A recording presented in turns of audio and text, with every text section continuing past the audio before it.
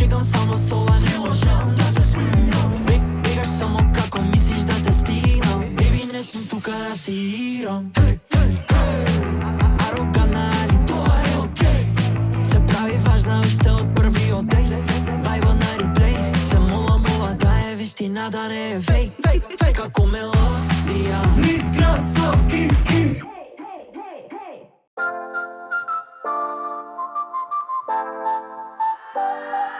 Дали од секогаш знаеше дека музиката ќе биде твоја професија или имаше некоја конкретна случка, ситуација или од секогаш знаеш?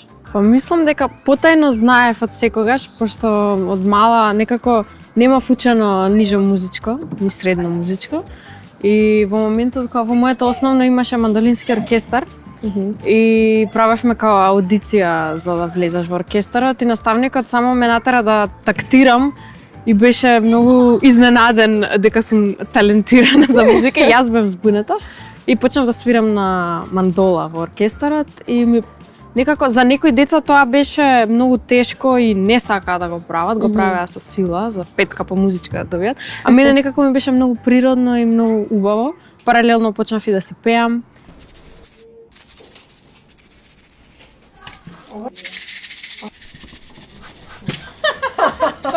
Дали твоите поддржува во таа одлука?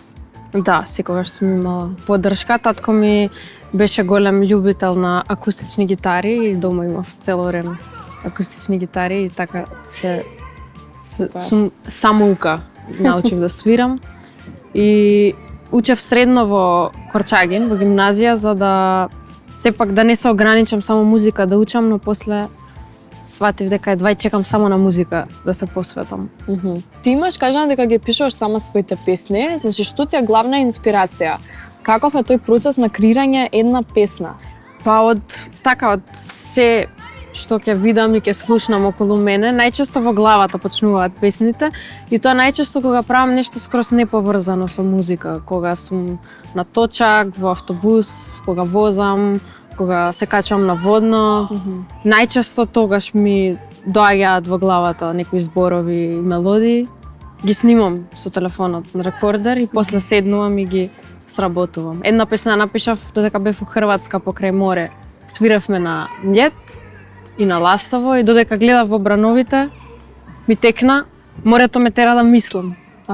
И така напишав "Морето ме тера да мислам". Морето ме тера да мислам, работи што немаат смисла. Морето ме тера да пеам, дури кога мислам дека гласот ми го снема. Неодамно постираше видео каде што правиш музика од отварање на ливенки. Значи како кај ти текнува буквално?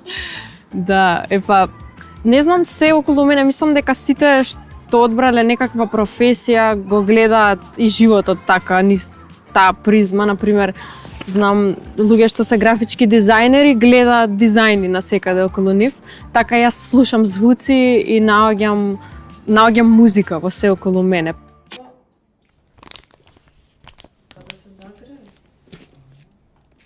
На само 26 години имаш свој албум. Колку долго траеше правењето на тој албум и што те инспирираше најмногу? Па, многу подолго од колку што сакав. Траеше некои скоро 3 години, затоа што беа песни што јас постојано патував, имав турнеи и во исто време не можеш и да си во студио и да патуваш.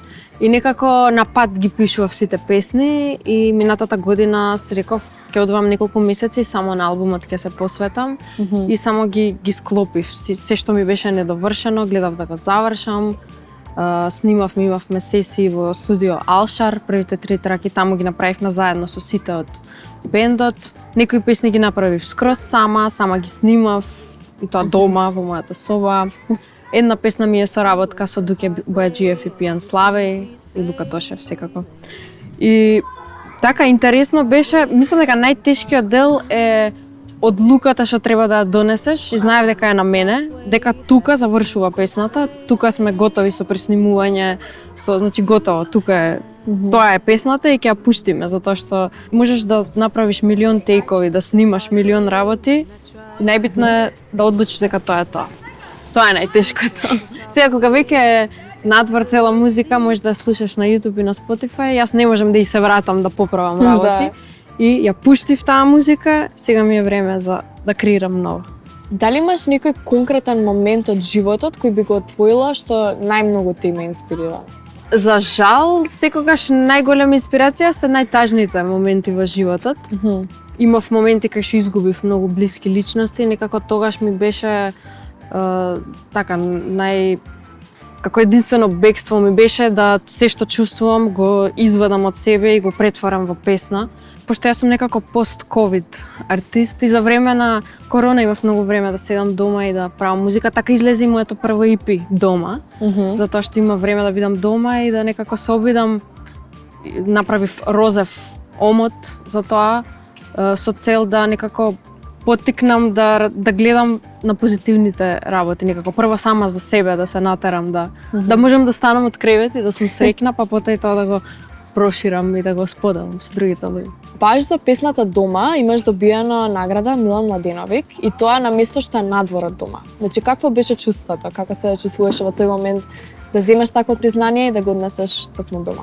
Да, тоа беше, мислам, не се опишува тоа чувство, затоа што ми е прва награда и ја добив во Белград за моето прво EP, односно мојата песна, нели, Дома. Не знам, низ многу интервјуа тоа цело време го кажам, колку бев изненадена и колку сум среќна дека постои нешто што може нас да не, како артисти, да не измотивира да креираме, да не поттикне дека сме, нели, на право место и да продолжиме да правиме музика и дека не е само Македонија нашето место, туку е цел Балкан. Кои се твоите музички идоли што најмногу те инспирираат тука и во странство? Да, не би рекла идоли, повеќе инспирација. Ето, мојот омилен текстописец Пијан Славеј, Тина Горовска од Бернис Пропаганда, Васко Атанасовски, исто со неговиот бенд 21 век, и сите други бендови што ги има.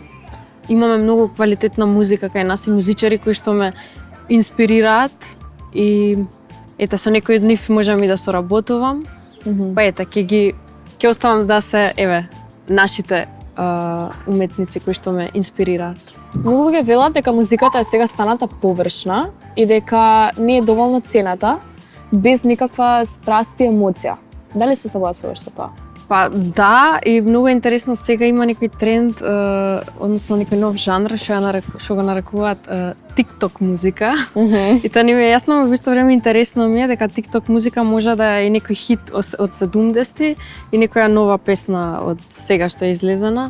Јас сум сонувач и се надевам дека сепак тоа што е вистинско и искрено и квалитетно ќе добие простор да исплива на површина, иако можеби малце потешко. Ама останува да верувам во тоа.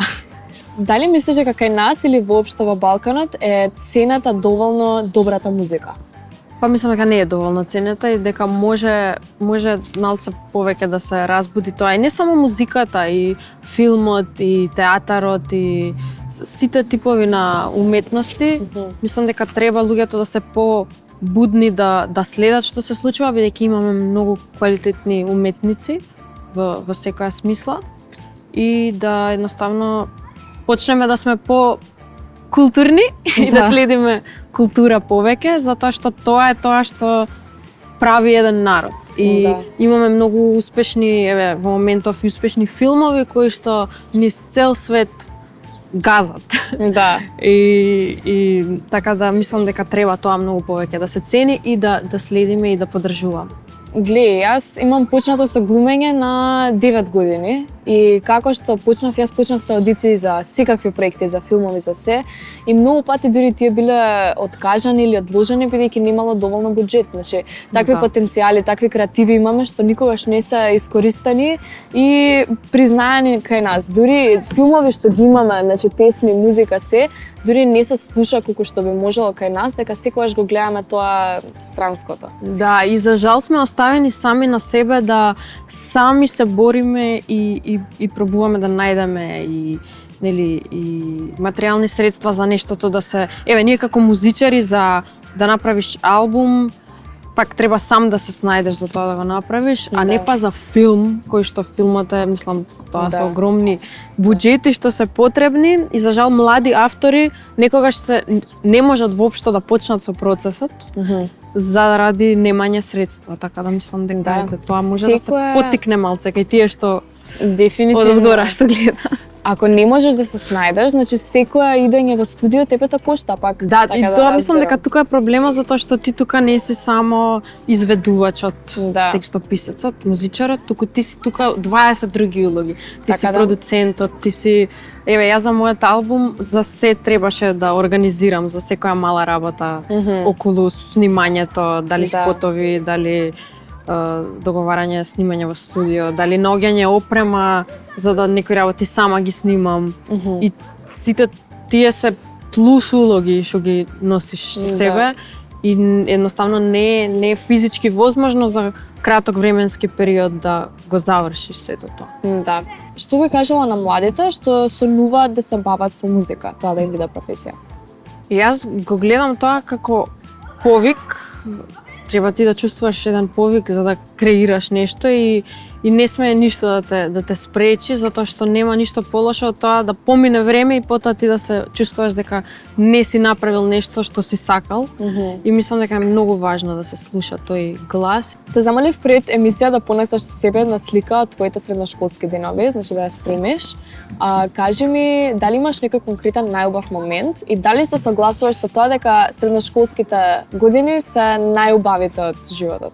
Не би рекла дека е најубавиот, затоа што тука е, мислам дека и студентските денови исто се во најубавиот период.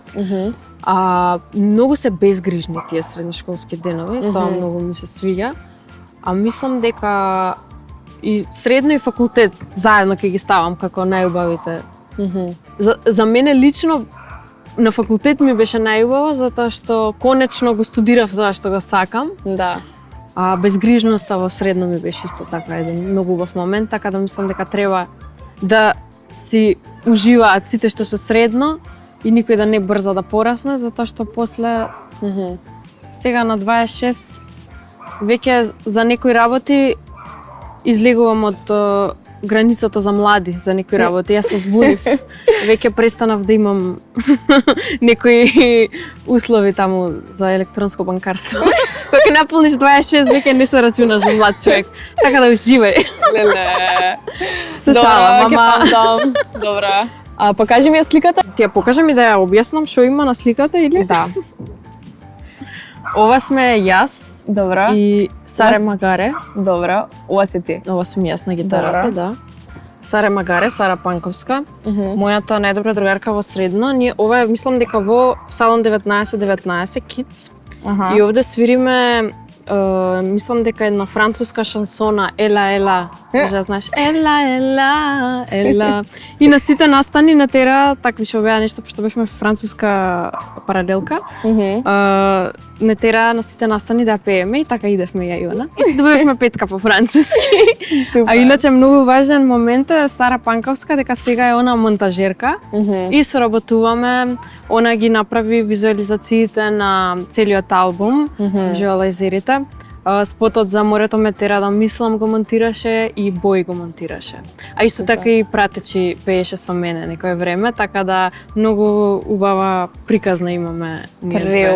Преубаво. Да. Треба, мислам дека дефинитивно има, сите имаат по едно другарство онака од средно што се истакнува. Ја имам исто најдобра другарка што мислам дека ни беа заменила. Значи од прва не ни тргна, не се сагавме и после втора па натаму веќе секој ден сме заедно. Да, и тоа е преубаво и тоа се пријателства што мислам дека ќе траат цел живот. 1, 2, 3 и Мојот дом е таму каде што ќе посакам. Мојот дом е таму каде што ќе посакам. Мојот дом е таму каде што ќе посакам. Мојот дом е таму каде што ќе посакам. Супер! Не треба многу за добра музика, тоа знаеме. Браво, Кики. Топ. Супер. Идеме? Ајде.